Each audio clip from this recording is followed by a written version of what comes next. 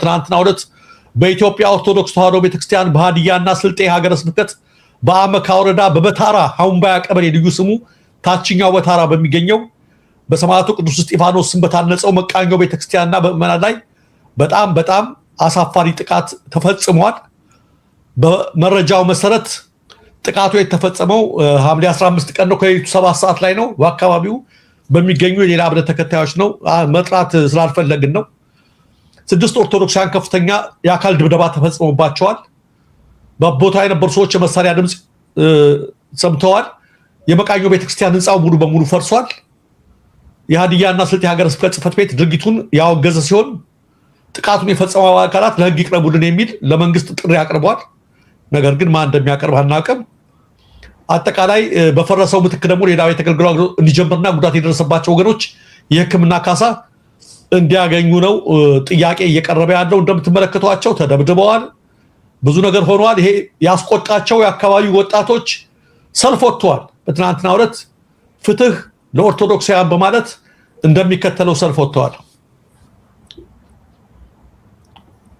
በሰማይ ነው ተዋሕዶ ከምትነካ የእናንተ አንገታችን ይቆረጥ። ምክንያቱም እኛ የሰማዕቷ ቅድስት አርሴማ ልጆች የቅዱስ ጴጥሮስ ልጆች ጊዮርጊስ ልጆች ነን። የቅዱስ ጊዮርጊስ ልጆች ነን። ቤተክርስቲያን ሰላምና ጸጥታ በቤተክርስቲያናችን እጅ አንሳ። ሰላምና ጸጥታ በቤተክርስቲያናችን እጅ አንሳ።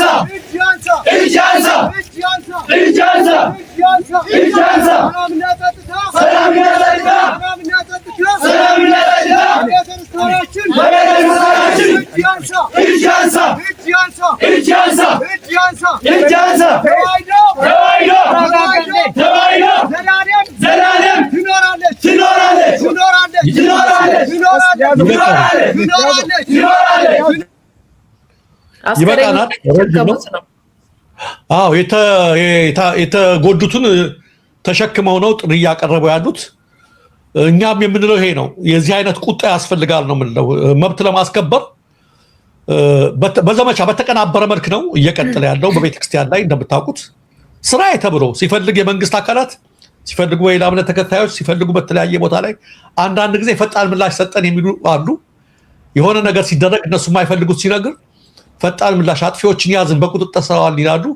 በኦርቶዶክስ ተዋሕዶ ቤተክርስቲያን ላይ ግን የሚፈጸመውን በፈቃድና በሴራ ስለሆነ የሚፈጸመው ሰሚ ምንም የለም። ሀገረ ስብከቱን በእርግጥ ጠንካራ መግለጫ ነው ያወጣው። አጠቃላይ የቤተክርስቲያን ላይ እየተፈጸመ ያለውን ነገር ለመከላከል እንደነዚህ ወጣቶች መንግስት ሰላም ጸጥታ ከተዋህዶ ከቤተክርስቲያናችን ላይ እጁን ያንሳ የሚል ነገር ያስፈልጋል። እጁን ያንሳ የሚል ነገር በአንድ ከተማ ብቻ አይደለም፣ በሁሉም ቦታዎች ላይ ይሄ ድምጽ መሰማት አለበት። ማንም የለም፣ አባቶች የሉም፣ ማንም የለም፣ መብት የሚያስከብር የለም። እርስ በራሳችን መብትን ለማስከበር እስካልተነሳ ድረስ ነገ ጧት የከፋ ነገር ነው የሚሆነውና የአካባቢው ወጣቶች በዚህ በኩል በጣም መልካም ነገር ነው ያደረጉት። መብታቸውን በዚህ ደረጃ ለማስከበር አሁንም እስካልቆመ ድረስ መብታችን እስካልተከበረ የፈረሰው እስካልተሰራ ያጠፉት ጥቃት ፈጻሚዎቹ ለህግ እስካልቀረቡና ካሳው እስካልተሰጠ ድረስ ሰልፋችን እንቀጥላለን ሁሉ አሉ ያሉ። ስለዚህ ጥሩ ነው በዚህ ደረጃ ድረስ እንትን ካልሆነ በስተቀር እየተገደሉ መቀጠል በጣም ያማል ማለት ነው። እቺን አያት አረንጓዴ ቢጫ ቀይ ሰንደቅ ዓላማ የትኛውም ቦታ ላይ ከአዲስ አበባ ጀምሮ ወደ ክፍለ ሀገር ከሄድክ ማለት ነው እዛ አካባቢ ሩቅ ቦታ ላይ ምንም በማይታይበት ቦታ ላይ የሆነ ከፍ ያለ አረንጓዴ ቢጫ ቀይ የተቀባ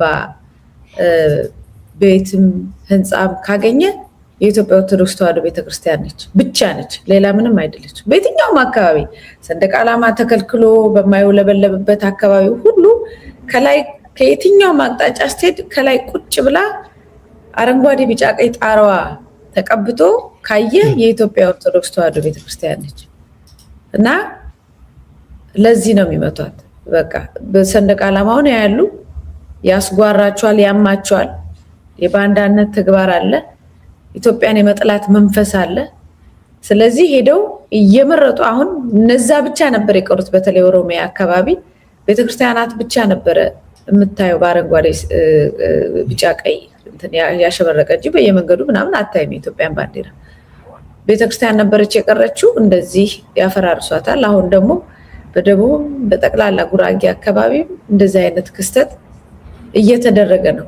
አሁን ይሄ ያያት እቺ ትንሿ ቤተክርስቲያን እዚህ ላይ ከስር ባለው ፎቶ ላይ ወድማ ታያታለ፣ ስብርብር ብላ። ይሄ አረንጓዴ ቢጫ ቀዩ ጣራም ወድሞ መሬት ላይ ወድቆ ታየዋለ። አየህ፣ ይሄ ነው እየተደረገ ያለው። ኢትዮጵያንም ሀገርንም ሃይማኖታችንን በዚህ ደረጃ ሰባብሮ የመጣል ልክ እንደዚህ ቆማ እንደነበረችው አሮጌ ቤተክርስቲያን እንደዚህ አይነት ውድመት ነው እየተደረገ ያለው። ትክክል ነው። ይሄ ነገር የተፈጸመው እንደምታውቁት እንግዲህ በአርሴማ ቤተክርስቲያን ገዳም ላይ ጥቃት በተፈጸመ ማግስት ነው። በዛም የቀጠለው የተቀናጀ ነው በየአካባቢው የሚያደርገው። በነገራችን ላይ የወሎ አይደለም እንዳያስታውስ ማህበረሰቡ ሀዲያ ላይ ነው። ሀዲያ ላይ ነው። በታራ የእስጢፋኖስ ቤተክርስቲያን ነው። በአርሴማ ገዳም ላይ የወሎ ላይ በተፈጸመው ጥቃት እስካሁን መግለጫ ጠንከር ያለ መግለጫ ያወጡ ፓርቲዎች ማን እንደሆነ ታውቃላችሁ? እናት ፓርቲና ኢህአፓ ናቸው። ያ ሁሉ መነኮሳት ተገድሎ ሴት መነኮሳት ተገድሎ የገዳማውያኑ ጥቃት ስርዓታዊና ጥላቻን የያዘ ስልት ቀጣይ ምዕራፍ ነው እያሉ ጠንካራ መግለጫ አውጥተዋል። ያን አድርገዋል።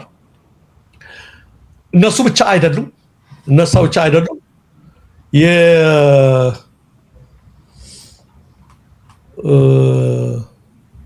ህወሓት ምክትል ሊቀመንበር አቶ አማኑኤል አሰፋ ትናንትና በዚህ ጉዳይ ላይ እንዲህ አይነት የመተባበር የፖዚቲቭ ነገር ሲሆን አፕሪሺየት እናደርጋለን። ጥሩ መግለጫ ሰጥተዋል። በዚህ ላይ ሀሳቡን ነው የምንጋራው። ሀሳቡን ፓርቲዎች ኢህአፓ በጣም ጥሩ ነገር ነው ያለው፣ እናት ፓርቲ በጣም ጥሩ ነገር ነው ያለው። አቶ አማኑኤል አሰፋም የወሎ የገዳም ጥቃት የብልጽግና ሰይጣናዊ ተልእኮ ነው በማለት መግለጫ ሰጥተዋል።